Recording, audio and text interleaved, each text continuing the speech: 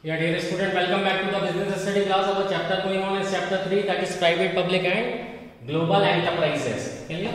So private type of enterprises you have already studied in chapter 2, that is sole proprietorship, partnership, company, joint Hindu family, joint stock company and joint venture. So in this chapter we will study about the public sector. Clear? Because Indian economy is divided into two parts, private and sector and public sector. So private sector I already told you, we are studying public sector. Global enterprises is deleted from your syllabus for this year. Clear? So today we will study the changing role of public sector. Public sector means those enterprises which are settled by the government for the benefit of the public.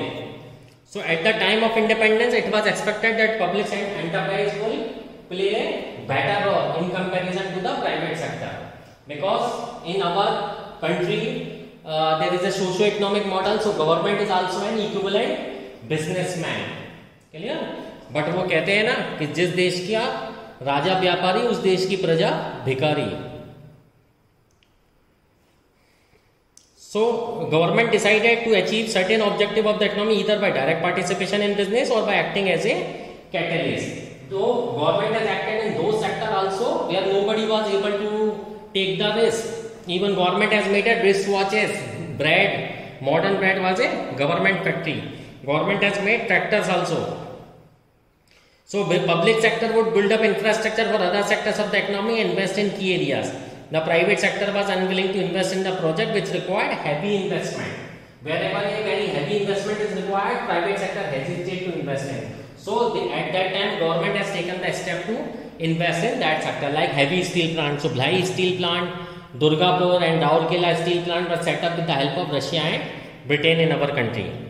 The government then took it upon itself to develop infrastructural facility and provide for goods and services essential for the economy. The Indian economy is in a stage of transition. Clear? At the time of independence, the economy was not developed, so government has initiated a system of 5-year plan. This you have already studied in your economics. This system was adopted from Russia, and so after achieving independence, first 5-year plans was launched in the year 1451. Clear? Though public sector has done performed good till 4 decades of the economy. In the post 1990, the new economic policy emphasized on liberalization, privatization and globalization. The role of public sector was redefined. It was not supposed to play a passive role but to actively participate and compete in the market with other private sector companies in the same industry.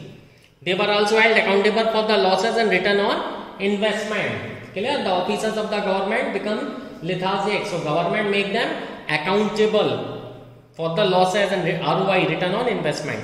If a public sector was making losses continuously, it was referred to one board was settled by the government, that is called BIFR. What is that? Board for Industrial and Financial Reconstruction, because so many PSUs become sick after 2 to 3 decades of performance. So government take a policy of liberalization that we will provide some support to remove the sickness of the company. But sometimes it is not possible to remove the sickness, so it's better to close that enterprise, sell off the asset and pay off the liabilities.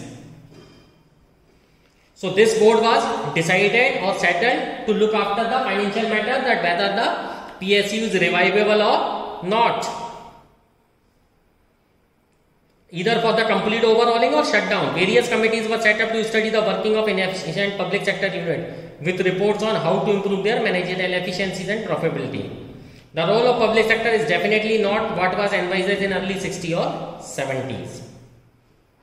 Clear? So what was the basic role for which these PSUs were settled? This we will study in this video. So first point was development of infrastructure.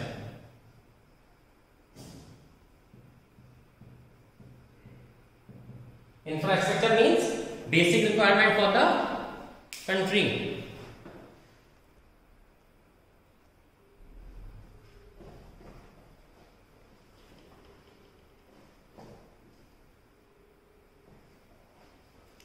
So development of the infrastructure is the prerequisite for industrialization. Clear? Now what was the things required for the industrialization? Is the industrial areas, clear? Well developed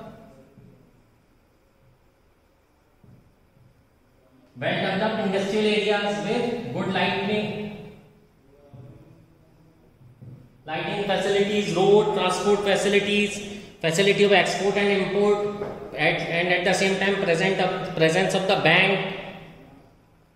So in the pre-independence period, basic infrastructure was not developed, and therefore industrialization progressed at very slow pace. The process of industrialization cannot be sustained without adequate transportation and communication facilities, fuel and energy, and basic and heavy industries. The private sector did not show any initiative to invest in heavy industries or develop in any manner. They did not have trained personnel to finance to immediately establish heavy industries, which was the requirement of economy. So it was only the government which could mobilize huge capital. नहीं 5 minute रुक जाए.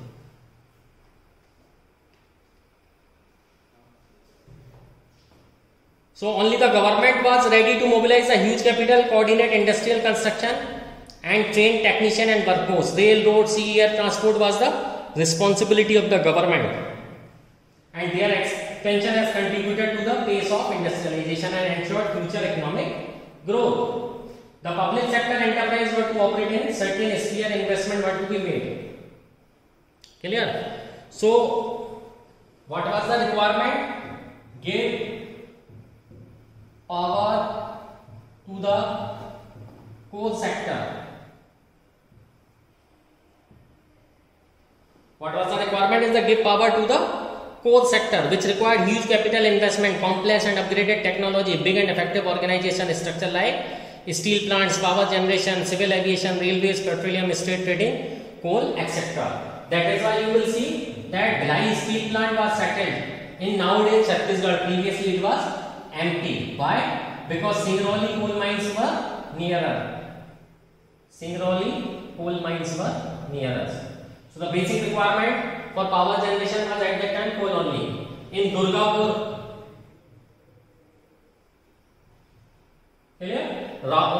nowadays Raurkela in Odisha.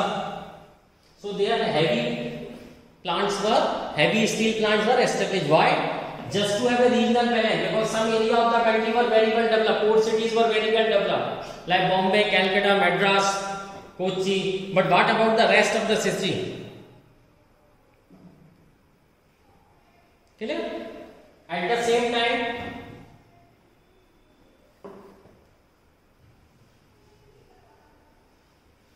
invest in a sector where nobody is interested. Invest in a sector where nobody is investing. Clear? At the same time,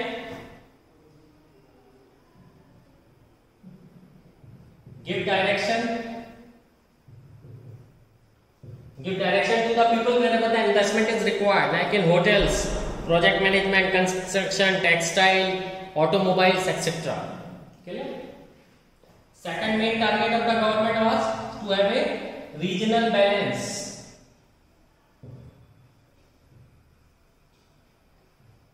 Clear? Now what does this mean, regional balance? Britishers developed the port cities like Calcutta, Bombay, Madras, Kochi, Kerala. Clear? But this does not ensure the whole of the country. So in order to have a regional balance, mean every city of the country will get the equal development. Government take up the policy to settle up the factory where nobody is interested, in order to ensure the proper development of the country. So after 1951, the government laid down in a 5-year plan that particular attention would be paid to those regions which were lagging behind, and public sector industries were deliberately set up, and 4 major steel plants were set up in the backward areas to accelerate economic growth. Clear? So you will see Chittaranjan locomotive factory was given to the Bihar. Clear? In Punjab, Kapurthala coach factory is there. In MP, several factories are there which are making the spring for the railway bogies and engine. So these were deliberately set up in the backward areas to accelerate economic development, provide employment to the workforce and develop ancillary industries. This was achieved to some extent, but there is a scope for a lot more. Development of the backward regions is to ensure a regional balance in the country is one of the major objective of the planned economy. Otherwise, what was happening? Some area of the country was very well developed, while some are lagging behind. Delhi was developed because of the capital. But if you just see 50 kilometers away from the Delhi, you will not see any development. And because of this reason, there was a very high disparity of the income and living standard.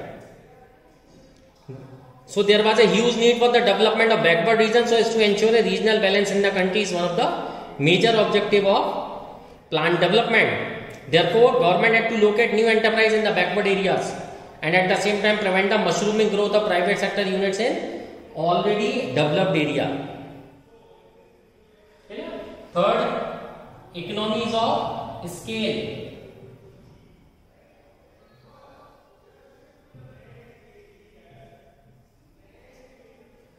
Now, what does it mean, economies of scale? Where large scale enterprises, industries are required to be set up with huge capital outlay, the public sector had to set up and take advantage of economies of scale. Electric power plants, natural gas, petroleum and telephone facilities are some example of public sector setting up large scale units.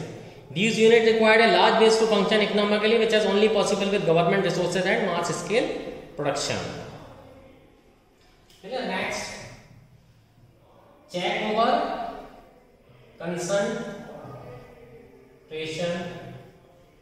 of economic power.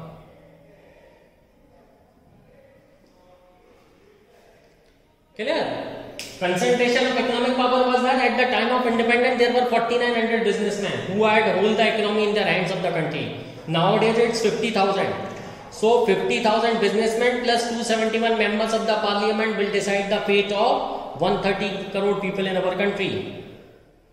So public sector act as a check over the private sector. In the private sector there were very few industrial houses which would be willing to invest in heavy industries, with the result that wealth gets concentrated in few hands and monopolistic practices are encouraged. This gives rise to the inequalities in income which is detrimental to the society, highly detrimental. The public sector is able to set large industries which require heavy investment and thus income and benefit that accrue are shared by large numbers of employees and workers. This prevents concentration of economic power in few hands. I told you that at the time of independence there were 4900 businessmen. Nowadays they are 50,000. So 50,000 businessmen plus 272 members of the parliament will decide the fate of country. Next and most important feature was import substitution.